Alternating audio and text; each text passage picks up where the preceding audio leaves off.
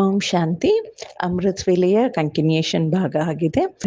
ಅಮೃತ್ ವೇಲೆ ಯಾವಾಗ ನೀವು ಹೇಳ್ತೀರಾ ಆವಾಗ ಪರಮಾತ್ಮನ ಪ್ಯಾರ್ ಅಥವಾ ಪರಮಾತ್ಮನ ಪ್ರೀತಿಯಲ್ಲಿ ಲವಲೀನ ಆಗಿ ಹೇಳ್ತೀರಾ ಅಂತ ಪ್ರಶ್ನೆ ಕೇಳ್ತಿದ್ದಾರೆ. ಪರಮಾತ್ಮನ ಪ್ರೀತಿ ಏನಿದೆ ಅದು ನಿಮ್ಮನ್ನ ಎಬ್ಸುತ್ತಾ, ಇಲ್ಲ ದಿನಚರ್ಯಗಳ ಒಂದು ಕಾರ್ಯಗಳನ್ನು ನೆನಪು ಮಾಡ್ತಾ ಎದ್ದೇಳ್ತೀರಾ? ದಿನಚರ್ಯದ ಆದಿಯಲ್ಲಿ ಪರಮಾತ್ಮನ ಪ್ರೀತಿ ನಿಮ್ಮನ್ನ ಎಬ್ಸುತ್ತೆ ಅಂದಾಗ ದಿನ ಪೂರ್ತಿ ಅದು ನಿಮಗೆ ಸಪೋರ್ಟ್ ಮಾಡುತ್ತೆ. ಪರಮಾತ್ಮನ ಮೇಲೆ ಪ್ರೀತಿ ಇಲ್ಲ ಅಂದರೆ ನಿಮ್ಗೆ ಹೇಳೋದಕ್ಕೂ ಆಗಲ್ಲ. ಪರಮಾತ್ಮನ ಪ್ರೀತಿಯೇ ಒಂದು ಸಮಯದ ಒಂದು ಅಲಾರಮ್ ಆಗಿದೆ ನಿಮಗೆ. ಪ್ರೀತಿಯ ಅಲಾರಮೇ ನಿಮ್ಮನ್ನ ಎಬ್ಸುತ್ತೆ. ಪ್ರತಿದಿನ ನೀವು ಪರಮಾತ್ಮನ ಜೊತೆ ಪ್ರತಿಯೊಂದು ಕಾರ್ಯವನ್ನು ಮಾಡ್ತೀರ ಅಲ್ವಾ? ಎಷ್ಟು ದೊಡ್ಡ ಭಾಗ್ಯ ಆಗಿದೆ ನಿಮ್ಮದು. ಸ್ವಯಂ ಪರಮಾತ್ಮನೇ ಬಂದು ಪರಂಧಾಮದಿಂದ ಬಂದು ನಿಮಗೆ ಶಿಕ್ಷಣೆಯನ್ನು ಕೊಡ್ತಾರೆ. ಹೀಗೂ ಹೇಳಲಾಗುತ್ತೆ, ಪ್ರತಿದಿನ ಪರಮಾತ್ಮನಿಂದ ನಾವು ಮಹಾವಾಕ್ಯಗಳನ್ನ ಕೇಳ್ತೀವಿ. ಸೊ ಅವರು ತಮ್ಮ ಧಾಮವನ್ನು ಬಿಟ್ಟು ನಮಗೆ ಓದಿಸೋದಕ್ಕೆ ಬರ್ತಾರೆ ಅಲ್ವಾ? ಆತ್ಮಗಳು ಎಷ್ಟೇ ದೂರದಿಂದ ಆದರೂ ಬರಲಿ, ಪರಂಧಾಮಕ್ಕಿಂತ ದೂರ ಅಂತೂ ಇರಲ್ಲ ತಾನೆ. ಅಮೆರಿಕಾ, ಆಫ್ರಿಕಾ ಇದೆಲ್ಲ ದೂರನ ಅಥವಾ ಪರಮಾತ್ಮನ ಪರಂಧಾಮ ದೂರನ? ಪರಂಧಾಮ ಎಲ್ಲದಕ್ಕಿಂತ ಶ್ರೇಷ್ಠವಾದ ಒಂದು ಧಾಮ ಅಥವಾ ಸ್ಥಾನ ಆಗಿದೆ. ಶ್ರೇಷ್ಠ ಧಾಮದಿಂದ ಶ್ರೇಷ್ಠ ಭಗವಂತ ಬಂದು ಶ್ರೇಷ್ಠ ಮಕ್ಕಳನ್ನು ಓದಿಸ್ತಾರೆ. ಇಂತಹ ಭಾಗ್ಯದ ಅನುಭವವನ್ನು ಮಾಡ್ತೀರಾ ನೀವು? ಅಂದರೆ ಇದನ್ನು ಸ್ಮೃತಿಯಲ್ಲಿ ಇಟ್ಕೊಂಡು ನೆನಪಲ್ಲಿ ತರಿಸ್ಕೋತೀರಾ? ಸದ್ಗುರುವಿನ ರೂಪದಲ್ಲಿ ಪ್ರತಿಯೊಂದು ಕಾರ್ಯಕ್ಕೆ ಪರಮಾತ್ಮ ಶ್ರೀಮತವನ್ನು ಕೊಟ್ಟಿದ್ದಾರೆ. ಶ್ರೀಮತ ಒಂದೇ ಅಲ್ಲ, ಅವ್ರ ಜೊತೆ ಕೂಡ ನಮಗೆ ಸಿಕ್ಕುತ್ತೆ.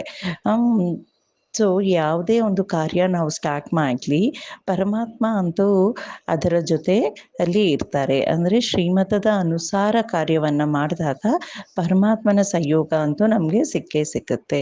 ಇಂತಹ ಜೊತೆ ಬೇರೆ ಯಾರಿಗಾದ್ರೂ ಸಿಕ್ಕುತ್ತಾ ಅಂತ ಪ್ರಶ್ನೆ ಕೇಳ್ತಿದ್ದಾರೆ. ಪರಮಾತ್ಮನೇ ಟೀಚರ್ ಆಗಿದ್ದಾರೆ ಅಂದರೆ ನಿಮಗೆ ಇಷ್ಟೊಂದು ಶ್ರೇಷ್ಠ ಭಾಗ್ಯವನ್ನು ನೀವು ಮಾಡಿದ್ದೀರಾ. ಪರಮಾತ್ಮನ ಜೊತೆ ವಾಯ್ದ ಕೂಡ ಮಾಡಿದ್ದೀರಾ ಅಲ್ವಾ? ನಿಮ್ಮ ಜೊತೆನೇ ತಿಂತೀವಿ, ನಿಮ್ಮ ಜೊತೆನೇ ಇರ್ತೀವಿ ಅಂತ ಬಾಬಾ ಅವರು ಕೇಳ್ತಿದ್ದಾರೆ. ಮರ್ತು ಹೋಗ್ಬಿಟ್ಟು ಜೊತೆಯನ್ನು ಬಿಟ್ಟು ನಿಮಗೆ ನೀವೇ ತಿನ್ನೋಕ್ಕೆ ಸ್ಟಾರ್ಟ್ ಮಾಡ್ತೀರಾ ಅಂತ ಪ್ರಶ್ನೆ ಕೇಳ್ತಿದ್ದಾರೆ. ಅಂದರೆ ಇದೆಲ್ಲ ಕ್ವೆಶ್ಚನಿಂಗ್, ಚೆಕಿಂಗ್ ಪಾಯಿಂಟ್ಸ್ ಆಗಿದೆ. ಪರಮಾತ್ಮ ನಮ್ಮನ್ನು ಇದು ಪಾಯಿಂಟ್ಸಲ್ಲಿ ಚೆಕ್ ಮಾಡ್ಕೊಳೋದಕ್ಕೆ ನೆನಪು ಮಾಡ್ತಾ ಇರ್ತಾರೆ. ಪರಮಾತ್ಮನ ಜೊತೆನೇ ನೀವು ತಿನ್ನಬೇಕು, ಇದು ನಿಮ್ಮದು ವಾಯ್ದೆ ಆಗಿದೆ ಅಲ್ಲ. ಪರಮಾತ್ಮನ ಜೊತೆನೇ ಇರ್ತೀವಿ, ಪರಮಾತ್ಮನ ಜೊತೆನೇ ಊಟ ಮಾಡ್ತೀವಿ, ಅವ್ರ ಜೊತೆನೇ ಪಾನೀಯ ಮಾಡ್ತೀವಿ, ಅವ್ರ ಜೊತೆನೇ ಮಲಗಬೇಕು ಮತ್ತು ಅವ್ರ ಜೊತೆನೇ ಹೋಗಬೇಕು. ಇದು ನೀವು ಆಗಿರುವ ವಾಯ್ದೆ ಆಗಿದೆ ಅಲ್ವಾ? ಸೊ ಮಲಗೋವಾಗ ಕೂಡ ಪರಮಾತ್ಮನ ಜೊತೆನೇ ಮಲಗಬೇಕು. ಒಬ್ಬರೇ ಮಲಗಿದ್ರಿ ಅಂದರೆ ಸ್ವಪ್ನದಲ್ಲಿ ಮಾಯೆಯ ಪ್ರವೇಶ ಆಗ್ಬೋದು, ಅಥವಾ ಕೆಟ್ಟ ಸ್ವಪ್ನಗಳು ಬಂದು ನಿಮ್ಮನ್ನು ಡಿಸ್ಟರ್ಬ್ ಮಾಡ್ಬೋದು. ಅದಕ್ಕೆ ಪರಮಾತ್ಮನ ಪ್ರೀತಿಯಲ್ಲಿ ಪರಮಾತ್ಮನ ಜೊತೆನೇ ಮಲಗಬೇಕು. ಒಬ್ಬರೇ ಯಾವಾಗಲೂ ಮಲಗಬೇಡಿ ಅಂತ ಬಾಬಾ ಅವ್ರು ಹೇಳ್ತಿದ್ದಾರೆ. ಅಂದಾಗ ನೀವು ಹೇಳೋದು ಪರಮಾತ್ಮನ ಜೊತೆ, ಮಲಗೋದು ಪರಮಾತ್ಮನ ಜೊತೆ, ತಿನ್ನೋದು ಪರಮಾತ್ಮನ ಜೊತೆ, ಮತ್ತು ಓಡಾಡೋದು ಕೂಡ ಪರಮಾತ್ಮನ ಜೊತೆ. ಈ ಥರ ಪ್ರತಿಯೊಂದು ಕಾರ್ಯದಲ್ಲಿ ಪರಮಾತ್ಮನ ಜೊತೆ ನಾವು ಅನುಭವ ಮಾಡಿದಾಗ ಅದೇ ಆಗುತ್ತೆ ಏಕರಸ ಸ್ಥಿತಿ. ಸದಾ ಪರಮಾತ್ಮನ ಜೊತೆ ಕನೆಕ್ಟ್ ಆಗಿರುವ ಒಂದು ಸ್ಮೃತಿಯಾಗಿರುತ್ತೆ. ನೆಕ್ಸ್ಟ್ ಪಾಯಿಂಟಲ್ಲಿ ಬಾಬಾ ಅವರು ತಿಳಿಸಿದ್ದಾರೆ, ಅಮೃತ್ ವೇಲೆ ಸರ್ವ ಸಂಬಂಧಗಳ ಜೊತೆ, ಪರಮಾತ್ಮನ ಜೊತೆ ಸರ್ವ ಸಂಬಂಧಗಳನ್ನ ಇಟ್ಕೊಂಡು ಮಿಲನ ಮಾಡೋದು ಏನಿದೆ, ಇದು ಎಲ್ಲದಕ್ಕಿಂತ ಖುಷಿಯಾದ ಮಾತು ಅಲ್ವಾ? ಪ್ರಪಂಚದಲ್ಲಿ ಎಲ್ಲರೂ ಪರಮಾತ್ಮನ ಒಂದು ಸೆಕೆಂಡಿನ ದರ್ಶನಕ್ಕಾಗಿ ಭಿಕ್ಷೆಯನ್ನು ಬೇಡ್ತಿದ್ದಾರೆ. ಆದರೆ ನೀವು ಭಾಗ್ಯಶಾಲಿ ಮಕ್ಕಳು ಅಮೃತ್ ವೇಲೆಯಲ್ಲಿ ಖುಷಿಯಾಗಿ ಎದ್ದು ತಂದೆಯ ಜೊತೆ ಖುಷಿಯ ಒಂದು ಖಜಾನೆಯನ್ನು ತಗೊಂಡು ಅದನ್ನು ದಿನಪೂರ್ತಿ ಯೂಸ್ ಮಾಡ್ತೀರಾ. ಖಜಾನೆಗಳು ಸಿಕ್ಕೋದೇ ಅಲ್ಲ, ಅದನ್ನು ಯೂಸ್ ಮಾಡೋದು ಕಲಿಬೇಕು ಅಂತ ತಿಳಿಸ್ತಿದ್ದಾರೆ. ಅಮೃತ ವೇಳೆಯಲ್ಲಿ ಈ ಖುಷಿಯ ಖಜಾನೆಯನ್ನು ಯೂಸ್ ಮಾಡೋದು ಸ್ಟಾರ್ಟ್ ಮಾಡಿ ರಾತ್ರಿ ಮಲಗೋವರೆಗೂ ತಂದೆಯ ಒಂದು ಸಾಥ್ ಅಥವಾ ತಂದೆಯ ಒಂದು ಸಾಂಗತ್ಯದಲ್ಲಿ ಇರ್ತೀರಾ. ಕಣ್ಣು ಓಪನ್ ಮಾಡಿದ ತಕ್ಷಣ ನಿಮ್ಮ ಕಣ್ಣಿನ ಮುಂದೆ ಬರೋದು ಅಂದರೆ ನೆನಪಿನಲ್ಲಿ, ಮನಸ್ಸಲ್ಲಿ, ಸ್ಮೃತಿಯಲ್ಲಿ ಬರೋದು ಯಾರು ಅನ್ನೋದನ್ನು ಫಸ್ಟ್ ಚೆಕ್ ಮಾಡ್ಕೊಳ್ಳಿ. ಮೊದಲನೆಯ ಸಂಕಲ್ಪದಲ್ಲೇ ತಂದೆಯ ಜೊತೆ ಮಿಲನವನ್ನು ಮಾಡ್ತಿದ್ದೀರಾ, ಚೆಕ್ ಮಾಡ್ಕೊಳ್ಳಿ. ವಿಶ್ವದ ರಚನೆ, ಸರ್ವ ಖಜಾನೆಗಳ ದಾತ ಮತ್ತು ಸರ್ವ ವರದಾನಗಳ ದಾತ ಯಾರಾಗಿದ್ದಾರೆ ಅವ್ರ ಜೊತೆ ಮಿಲನ ಮಾಡೋದು ಅಂದರೆ ಎಷ್ಟು ಸೌಭಾಗ್ಯದ ಮಾತಾಗಿದೆ. ಅವರಲ್ಲಿ ಸರ್ವ ವೃಕ್ಷ ಅಂದರೆ ಈ ಸೃಷ್ಟಿ ರೂಪದ ಒಂದು ಸಂಪೂರ್ಣವಾದ ವೃಕ್ಷ ಸಮಾವೇಶ ಆಗಿದೆ. ಅಂತಹ ಶ್ರೇಷ್ಠವಾದ ಬೀಜ ರೂಪದಲ್ಲಿರುವ ತಂದೆಯನ್ನು ಬೆಳಗ್ಗೆ ನೆನಪು ಮಾಡ್ಕೊಳೋದು ತುಂಬ ಸೌಭಾಗ್ಯದ ಮಾತಾಗಿದೆ. ಅನ್ಯ ಆತ್ಮರು ಪರಮಾತ್ಮನ ಒಂದು ಸೆಕೆಂಡಿನ ದರ್ಶನಕ್ಕಾಗಿ ಅವ್ರ ಹತ್ರ ಭಿಕ್ಷೆಯನ್ನು ಬೇಡ್ತಿದ್ದಾರೆ. ಆ ದರ್ಶನಕ್ಕಾಗಿ ಇಚ್ಛೆಯನ್ನು ಇಟ್ಕೊಂಡು ಬಹಳ ಕಠಿಣವಾದ ಮಾರ್ಗವನ್ನು ಕಠಿಣವಾದ ಮಾರ್ಗದಲ್ಲಿ ಪ್ರಯಾಣ ಮಾಡ್ತಾರೆ, ಅಂದರೆ ಕಠಿಣವಾದ ಸಾಧನೆಗಳನ್ನ ಮಾಡ್ತಾರೆ. ಆದರೆ ನೀವು ಭಾಗ್ಯಶಾಲಿ ಮಕ್ಕಳಿಗೆ ಈ ಸೌಭಾಗ್ಯ ಸಿಕ್ಕಿದೆ. ಸರ್ವ ಸಂಬಂಧಗಳ ಒಂದು ಮಿಲನದ ಅನುಭವವನ್ನು ನೀವು ಮಾಡ್ತೀರಾ. ಇದೇ ಆಗಿದೆ ಶ್ರೇಷ್ಠ ಖಜಾನೆಯ ಅಧಿಕಾರವನ್ನು ಪ್ರಾಪ್ತಿ ಮಾಡ್ಕೊಳೋದು. ನೆಕ್ಸ್ಟ್ ಪಾಯಿಂಟಲ್ಲಿ ಬಾಬಾ ಅವರು ತಿಳಿಸ್ತಿದ್ದಾರೆ, ಸಂಗಮ ಯುಗದ ಬ್ರಹ್ಮ ಮುಹೂರ್ತದಲ್ಲಿ ಅಮೃತ ವೇಳೆ ಶ್ರೇಷ್ಠವಾದ ಜನ್ಮವನ್ನು ಪಡೆದಿದ್ದೀರಾ. ನೀವು ಕಣ್ಣು ತೆರೆದಿದ ತಕ್ಷಣ ನಿಮ್ಗೇನು ಕಾಣಿಸ್ತು ಅಂತ ಪ್ರಶ್ನೆ ಕೇಳ್ತಿದ್ದಾರೆ. ಅಂದರೆ ಬಾಬನ ಮಕ್ಕಳಾದ ಮೇಲೆ ಅಮೃತ ವೇಳೆಯಲ್ಲಿ, ಅಂದರೆ ಕಲ್ಪದ ಅನುಸಾರ ಸಂಗಮ ಯುಗ ಏನಾಯಿತು, ಅಮೃತ ವೇಳೆ ಆಯಿತು. ಸಂಗಮ ಯುಗದಲ್ಲಿ ಕೂಡ ಬ್ರಹ್ಮ ಮುಹೂರ್ತದಲ್ಲಿ ನಮ್ಮ ಶ್ರೇಷ್ಠ ಜನ್ಮ ಆಗಿರೋ ಕಾರಣ ಕಣ್ಣು ತೆರೆದಿದ ತಕ್ಷಣ ನಿಮ್ಗೇನು ಕಾಣಿಸ್ತು, ಅನೇಕ ಗಿಫ್ಟ್ಗಳು ಸಿಕ್ತು ಅಲ್ವಾ ಅಂತ ಹೇಳ್ತಿದ್ದಾರೆ ಬಾಬಾ ಅವರು. ಕಣ್ಣು ತೆರೆದಿದ ತಕ್ಷಣ ವೃದ್ಧ ರೂಪದಲ್ಲಿರುವ ಬಾಬಾ ಅವರ ದರ್ಶನ ಆಯಿತು. ಬಿಳಿ ವರ್ಣದಲ್ಲಿರುವ ಬಾಬಾ ಅವ್ರನ್ನ ನೋಡಿದ್ರಲ್ವಾ, ಅದರಲ್ಲಿ ಕೆಂಪು ವರ್ಣದಲ್ಲಿರುವ ಒಂದು ಚಿಹ್ನೆಯನ್ನು ಕೂಡ ನೋಡಿದ್ರಾ ಇಲ್ವಾ ಅಂತ ಪ್ರಶ್ನೆ ಕೇಳ್ತಿದ್ದಾರೆ. ಶಾಂತಿಕರ್ತ ಆದ ಪರಮಾತ್ಮನಿಂದ ನಿಮಗೆ ಎಷ್ಟೊಂದು ಸೌಗಾತ್ ಅಂದರೆ ಗಿಫ್ಟ್ಗಳು ಪ್ರಾಪ್ತಿಯಾಯಿತು. ಇಂತಹ ಸೌಗಾತ್ ಏನಿದೆ ಗಿಫ್ಟ್ಗಳು, ಅದು ಜನ್ಮದಲ್ಲೂ ಯಾವಾಗಲೂ ಸಿಕ್ಕಲ್ಲ. ಅಂತಹ ಸೌಗಾತ್, ಅಂತಹ ಗಿಫ್ಟ್ಗಳನ್ನ ಪ್ರಾಪ್ತಿ ಮಾಡ್ಕೊಂಡಿದ್ದೀರಾ.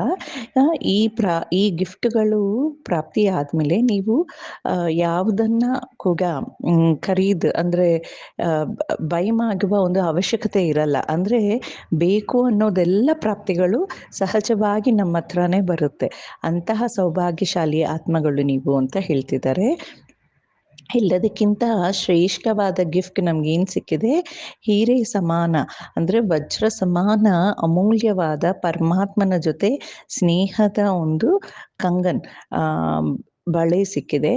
ಈಶ್ವರಿಯ ಜಾದು, ಪರಮಾತ್ಮನ ಜಾದು ಅಥವಾ ಮ್ಯಾಜಿಕ್ಕಿನ ಒಂದು ಕಂಗನ್ ಬಳೆ ಸಿಕ್ಕಿದೆ. ಇದರ ದ್ವಾರ ನೀವು ಯಾವುದೇ ಸಂಕಲ್ಪವನ್ನು ಮಾಡಿದ್ರು, ಯಾವುದೇ ಸಂಕಲ್ಪವನ್ನು ಆಹ್ವಾನ ಮಾಡಿದ್ರು ಅದು ನಿಮ್ಮ ಮುಂದೆ ಪ್ರಾಪ್ತಿ ರೂಪದಲ್ಲಿ ಸಿಕ್ಕತ್ತೆ. ಅಪ್ರಾಪ್ತಿ ಅನ್ನುವ ವಸ್ತುನೇ ಯಾವುದೂ ಇರಲ್ಲ ಬ್ರಾಹ್ಮಣರ ಜೀವನದಲ್ಲಿ. ಸೊ ಇಂತಹ ಒಂದು ಗಿಫ್ಟ್ ಕಣ್ಣು ತೆರೆದಿದ ತಕ್ಷಣ ಎಲ್ಲ ಮಕ್ಕಳಿಗೆ ಸಿಕ್ಕಿದೆ ಅಲ್ವಾ. ಯಾರಾದರೂ ಇಂತಹ ಒಂದು ಗಿಫ್ಟ್ಗಳನ್ನ ಮಿಸ್ ಮಾಡ್ಕೊಂಡಿದ್ದೀರಾ, ಯಾರಾದರೂ ಆ ಥರ ಇದ್ದೀರಾ ಅಂತ ಬಾಬಾ ಅವರು ಪ್ರಶ್ನೆ ಕೇಳ್ತಿದ್ದಾರೆ ಅಲ್ವಾ. ತಂದೆಯ ಮಕ್ಕಳಾದ್ವಿ ಅಂದರೆ ಅಲ್ಲಿ ವಾರಸರಾದ್ವಿ. ಸೊ ತಂದೆ ಒಂದು ಶಕ್ತಿಗಳು ಏನೇನಿದೆ ಅದೆಲ್ಲ ನಮಗೂ ಪ್ರಾಪ್ತಿಯಾಗುತ್ತೆ ಸಹಜವಾಗಿ. ಇಂತಹ ಒಂದು ಗಿಫ್ಟ್ಗಳನ್ನ ಕೊಟ್ಟಿರುವ ಬಾಪ್ದಾದ ಅವರಿಗೆ ನಮ್ಮ ನೆನಪು, ಪ್ರೀತಿ ಹಾಗೂ ನಮಸ್ತೆ. ಓಂ ಶಾಂತಿ. ನಾನು ನಿರಾಕಾರ ಸ್ವರೂಪ ಜ್ಯೋತಿ ಬಿಂದು ಅಮರ ಆತ್ಮನಾಗಿದ್ದೇನೆ.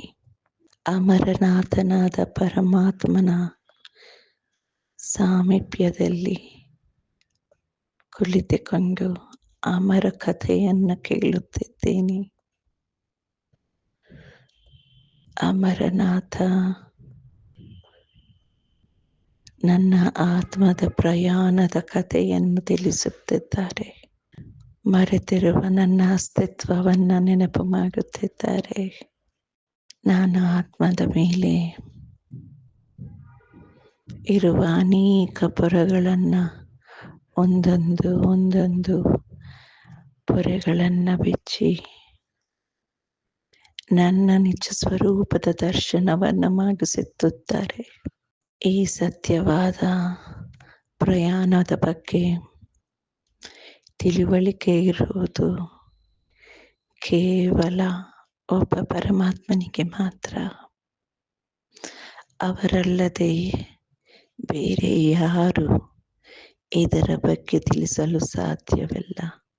ಆದಿಯಿಂದ ಅಂತ್ಯದವರೆಗೆ, ಅಂತ್ಯದಿಂದ ಪುನಃ ಆದಿಯ ಪ್ರಾರಂಭದ ಸಂಪೂರ್ಣ ಚರಿತ್ರೆ, ಸಂಪೂರ್ಣ ರೂಪ ತಿಳಿದಿರುವುದು ಪರಮಾತ್ಮನಿಗೆ ಮಾತ್ರ. ಅದಕ್ಕೆ ಈ ಮಹಾವೃಕ್ಷದ ಬೀಜ ರೂಪ ಹಾಕಿದ್ದಾರೆ ಪರಮಾತ್ಮ. ಈ ಸಂಪೂರ್ಣ ಚರಿತ್ರೆ ಎಲ್ಲ ಆತ್ಮರ ಒಂದು ಪ್ರಯಾಣ, ಅನೇಕ ಪರಿವರ್ತನೆಗಳು ಎಲ್ಲವೂ ಪರಮಾತ್ಮ ಬೀಜ ಸ್ವರೂಪನದ ಒಳಗೆ ಆಗಿದೆ. ಈಗ ಈ ಮಹಾವೃಕ್ಷ ಸಂಪೂರ್ಣವಾದ ಸ್ಟೇಜ್ ಅಥವಾ ಸಂಪೂರ್ಣ ಪ್ರಯಾಣವನ್ನು ಮಾಡಿ ಮಹಾವೃಕ್ಷದ ರೂಪಾಕಾರದಲ್ಲಿ ವಿಸ್ತಾರವಾಗಿ ಕಾಣಿಸುತ್ತಿದೆ. ಈ ವಿಸ್ತಾರ ರೂಪದ ವೃಕ್ಷ ಇದರ ನೆಕ್ಸ್ಟ್ ಸ್ಟೇಜ್ ಆಗಿದೆ ವಿನಾಶ ಮತ್ತೆ ಸ್ಥಾಪನೆ. ಈ ನೆಕ್ಸ್ಟ್ ಬರುವ ಸ್ಟೇಜನ್ನಕ್ಕೋಸ್ಕರ ಪರಮಾತ್ಮ ಈ ಧರೆಗೆ ಇಳಿದು ನಾವು ಇರುವ ಈ ಸೃಷ್ಟಿಯಲ್ಲಿ ಬಂದು ನಮಗೆ ಜ್ಞಾನವನ್ನು ತಿಳಿಸುತ್ತಾರೆ. ಪ್ರೇರಣೆ ಕೊಟ್ಟು ಪರಿವರ್ತನೆ ಮಾಡುವುದು ಪರಮಾತ್ಮನಿಗೆ ಸಾಧ್ಯ. ಆದರೆ ಪ್ರೇರಣೆಯನ್ನು ಸ್ವೀಕಾರ ಮಾಡುವ ಸ್ಥಿತಿ ನಾವು ಆತ್ಮಗಳಿಗೆ ಇಲ್ಲ. ಅದರ ಕಾರಣ ಪರಮಾತ್ಮ ಈ ಸೃಷ್ಟಿಯಲ್ಲಿ ಬರಲೇಬೇಕು. ಬಂದು ಒಂದೊಂದು ಆನಿಮುತ್ಯಗಳನ್ನು ಬಾಬಾ ಸೆಲೆಕ್ಟ್ ಮಾಡಿ ಈ ಜ್ಞಾನವನ್ನು ತಿಳಿಸು, ಶಕ್ತಿಯನ್ನು ನೀಗಿ, ಪಾಲನೆಯನ್ನು ಮಾಡಿ ಪರಿವರ್ತನೆ ಮಾಡುತ್ತಿದ್ದಾರೆ. ಅಹೋ ಸೌಭಾಗ್ಯ ನನ್ನ ಆತ್ಮದು. ಬಾಬಾ ಅವರ ಸೆಲೆಕ್ಟೆಡ್ ಮಗುವಾಗಿದ್ದೇನೆ. ಅನೇಕ ಆತ್ಮಗಳಲ್ಲಿ ನಾನು ಒಂದು ವಿಶೇಷ ಆತ್ಮ.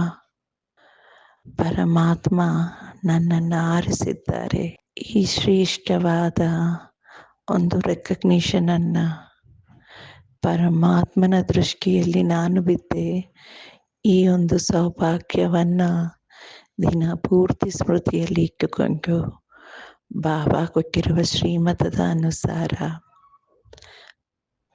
ಜೀವನವನ್ನು ಸಾಗಿಸುತ್ತಾ ನಿರಂತರ ಕನ್ಸಿಸ್ಟೆಂಟ್ ಆಗಿ ಪರಮಾತ್ಮನ ಜೊತೆ ಏಕರಸ ಸ್ಥಿತಿಯಲ್ಲಿ ಕನೆಕ್ಟ್ ಆಗುವ ಪುರುಷಾರ್ಥವನ್ನು ಮಾಡುತ್ತೇನೆ. ಇಂತಹ ಭಾಗ್ಯವನ್ನು ಕೊಟ್ಟ ಪರಮಾತ್ಮನಿಗೆ ನಾನು ಕೊಡಬಲ್ಲಾದ ಒಂದು ಚಿಕ್ಕ ಕಾಣಿಕೆ ತಂದೆಯ ನೆನಪು. ಸ್ವಪರಿವರ್ತನೆ, ಇದರಿಂದ ವಿಶ್ವ ಪರಿವರ್ತನೆ. ಈ ಕೃತಜ್ಞತೆಯ ಭಾವನೆಯಿಂದ ದಿನವನ್ನು ಸ್ಟಾರ್ಟ್ ಮಾಡುತ್ತಿದ್ದೇನೆ. Baba, thank you Baba, thank you so much. ಓಂ ಶಾಂತಿ.